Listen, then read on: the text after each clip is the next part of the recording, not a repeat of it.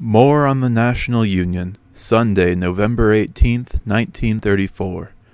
By way of introduction, I feel obligated to develop a few thoughts for the thousands of persons who wrote to me last week, as well as for the many other thousands in this audience, relative to the National Union for Social Justice.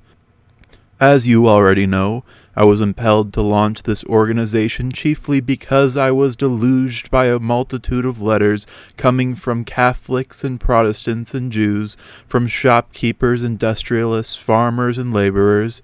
These letters insisted that the people are surfeited with mere promises, that they are demanding action. More than that, these letters taught me that there is scarcely a man or a woman in this nation who does not recognize the fact that this is no depression from which we are suffering. This is an absolute breakdown of the old economic system, both industrial and financial, through which we and our foreparents struggled for the past 150 years for prosperity and succeeded in getting it despite capitalism. No matter how logically insanely it was conceived, capitalism became so infested with abuses that its nature became identified with the abuses themselves. Knowing these things, the patience of the majority of the people is becoming exhausted with all these efforts made on the part of those who are hopelessly striving to restore prosperity by preserving the financial and industrial forces which existed in this country before 1929. By no means are the people unanimous in demanding a change or the establishment of a new economic system. The most powerful group in the nation is solidly opposed to any change. These are the American Bourbons of banking and of industry who, like their predecessors in royalist France, never learned anything and never forgot anything until the revolution occurred. This group desires to patch up both the industrial and financial system of yesterday and retain it with only a few accidental modifications. If they have no bread, let them eat cake is still their idea of social justice. Another group, which is rapidly growing, is seeking the extreme measure of communism, which advocates the total abolition of all private property, together with the nationalization not only of natural resources, but also of trade, of commerce, and of industry under a form of government which is technically known as an oligarchy, or the rule of a handful of powerful commissars. Besides the doctrines of these two groups, modern capitalism and modern communism, I believe there can be established a new school of thought where the vast majority of the American people are willing to learn and then rebuild their nation on the age-old principles of positive morality.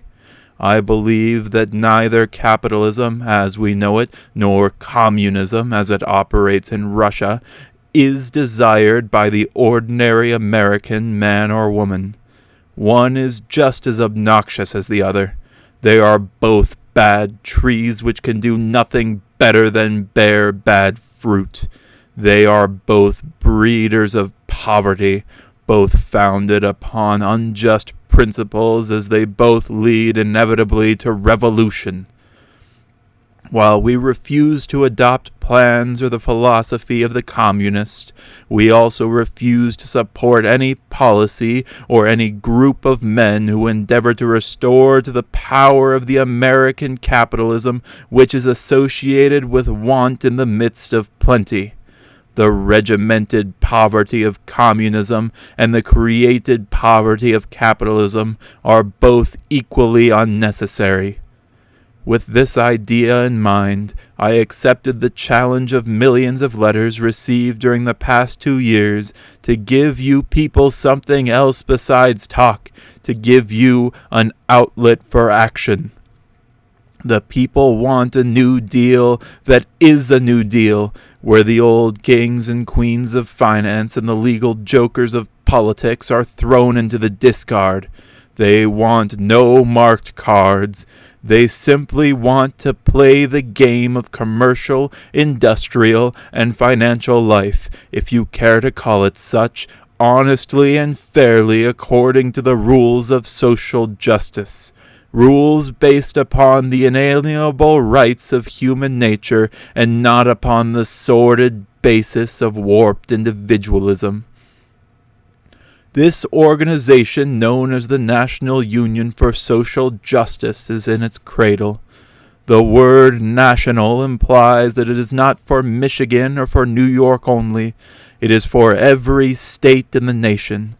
The word union implies that it is not for Catholics or for Protestant or for Jew alone, nor is it alone for laborer or farmer or for industrialist only.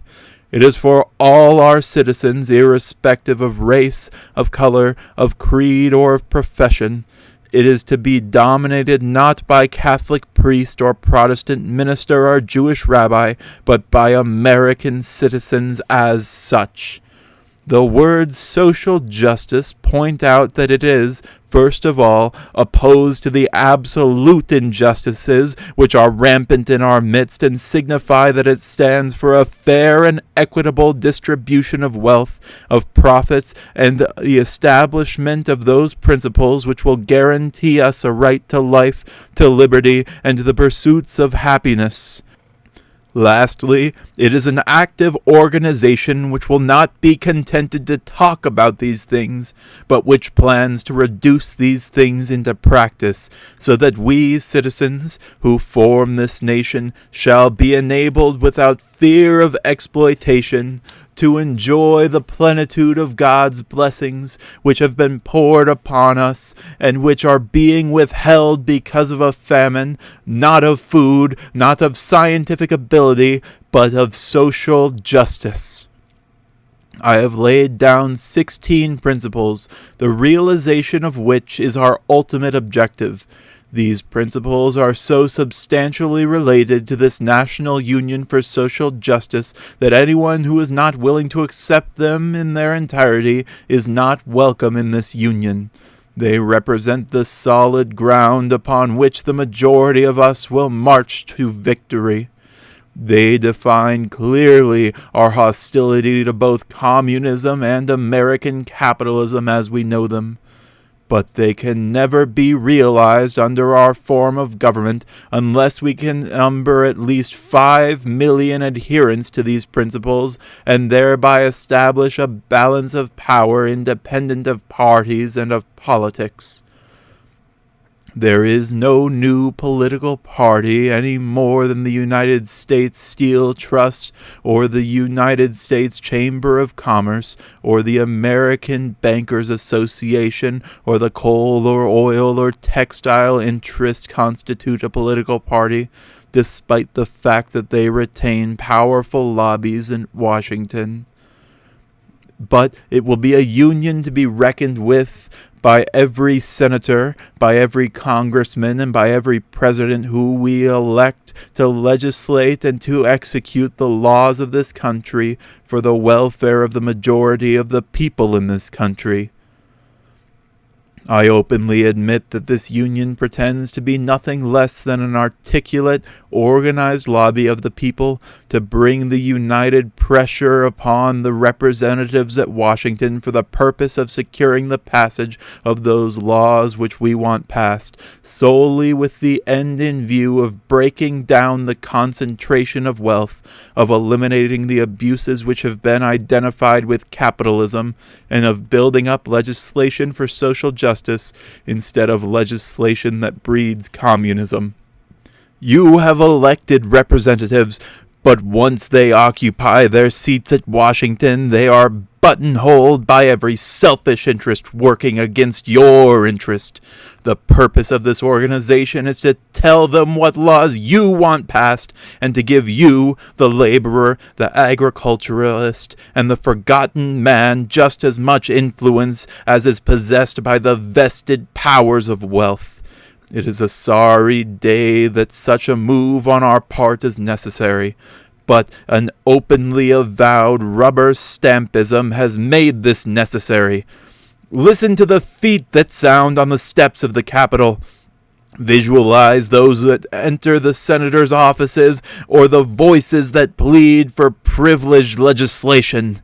No one walks or speaks for the labor or agriculture.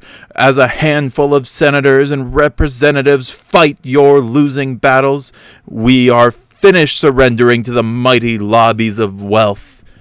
We are anxious to give expression to our definition of the New Deal in such a manner that our representatives will not be mere rubber stamps, but will truly represent us in what we want, and not accept our tax money for salaries to represent the lobbies of wealth, of power, and of greed in what they want. It is not planned to be an organization which is satisfied with empty, vacuous meetings which are liable to fall under the control of self-seekers. Meetings mean nothing. We have had them for the past 150 years and have experienced the growth of two parties whose representatives, despite all their meetings, have failed to accomplish the purpose for which they were assembled. The old political gatherings were entirely outmoded at the birth of radio. When I present to you the National Union for Social Justice, I present a new forum as modern as the radio, uncontrolled and uncontrollable by the machinations of politicians who will not be able to return from Washington an alibi as they kiss your babies that they did not know your wishes. More than that, with the carefully selected board of legal advisers consisting of Catholic, Protestant, Jew, and Nonconformist, with whom I am surrounding myself, I will from time to time actually draw up suitable, definite, concrete bills for legislation, which will be presented to your representatives with the backing of every member of the National Union for Social Justice. They dare not alibi. The days for alibi and for misrepresentation have passed if you dare to utilize this common denominator of the radio. In unity there is strength. There is no dissipation of our strength through intermediaries who need to pass your wishes on to me. You can deal directly. Therefore, I invite you in the name of social justice to unite on the 16 basic principles which were enumerated last Sunday afternoon. My friends, I prefer professional politicians to remain outside this union.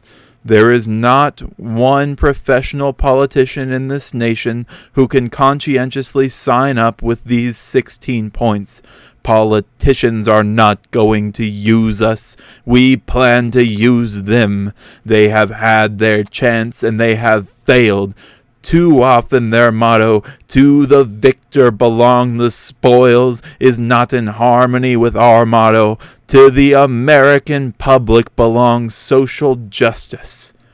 Thus, if you are in harmony with this proposal, if you believe in the adoption of these principles which I have just recited to you, if you are willing to utilize the well-established, the long-established, and the efficacious method employed by the power trusts, the steel trusts, and every other lobby at Washington, I ask that you do not delay in making it your personal business to write a letter to me at Royal Oak, Michigan, stating that you are willing to join this union. There are no fees attached to it. Its expenses will be borne by voluntary contributions. Moreover, organizers for members of this union will be going about at a later date to secure more members. Please do not contribute 1 penny to them. If you care to contribute towards the maintenance of this open radio forum, do it directly. This is your chance. I accept the challenge to do my best to secure the principles of social justice.